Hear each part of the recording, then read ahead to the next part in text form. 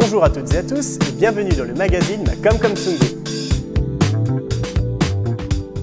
Aujourd'hui, je reçois Fabien Schenig, qui est maire d'Aspac et également vice-président en charge de l'environnement. Oui, bonjour Quentin. Effectivement, nous sommes là pour parler de l'environnement, en sachant que l'environnement, c'est quelque chose qui est propre à chacun. Chacun y voit son image, que ce soit vis-à-vis des paysages, vis-à-vis de la pollution, vis-à-vis de toutes ces actions-là qu'on connaît bien aujourd'hui. Votre action est axée peut-être plus sur la sensibilisation alors du coup ?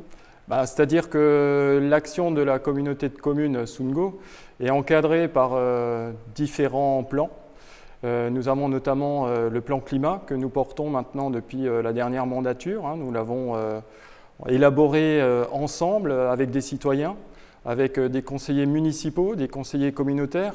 Et effectivement, nous nous sommes fixés des objectifs pour 2050, d'autres objectifs pour 2030, mais il va falloir atteindre ces objectifs-là, oui. Et quels sont vos projets ? Donc, nous avons différents axes. Donc, je ne sais pas si on peut parler de projet, mais on a plusieurs axes qui nous permettent d'avoir ensuite un plan d'action par rapport à tous ces axes. Donc, nous avons un premier axe qui est pour être une collectivité pilote. On ne parle pas forcément d'exemplaires parce qu'on ne sait pas si les matériaux utilisés aujourd'hui sont forcément les meilleurs pour l'environnement dans l'avenir. Donc, on parle plutôt de collectivité pilote où on va nous-mêmes essayer, et surtout par le biais de nos agents qui sont présents à tous les niveaux, de justement atteindre ces objectifs-là, ne serait-ce que dans son bureau ou alors tout simplement dans toutes les actions que vont faire la Comcom et par rapport aux compétences qu'elle a, quoi. Ensuite, on a un autre axe qui est plus à destination, on va dire, des industries et des acteurs locaux qu'il va falloir sensibiliser également, bien que eux, ils ont également la loi climat qui les contraint à certains objectifs. Ensuite, nous avons, on va essayer de produire plus d'énergie renouvelable. Il faut qu'on trouve un moyen de ne plus utiliser d'énergie fossile. Et le quatrième axe est effectivement la sensibilisation du public.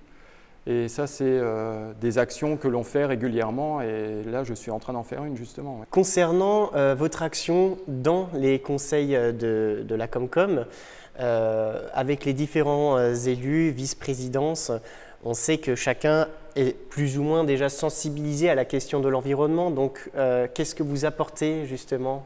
Nous, on apporte notre regard et surtout le rappel par rapport à ce plan climat, qui est un fil rouge.